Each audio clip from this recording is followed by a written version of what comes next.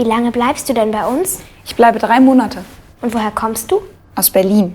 Und was machst du hier in München? Ich mache ein Praktikum in einem Verlag. Und was machst du da? Also ich schreibe und übersetze. Übersetzen? Ja, ich spreche Deutsch, Englisch und Spanisch. Cool, dann können wir ja zusammen Englisch lernen. Ja. Das ist bestimmt Mama.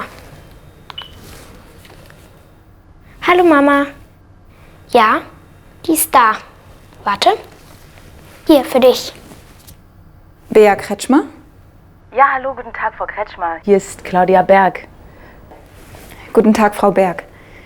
Haben Sie die Adresse gleich gefunden? Ja, kein Problem. Gut. Ich komme um 6 und dann besprechen wir alles. Ja. Also dann, bis heute Abend. Tschüss, Frau Berg.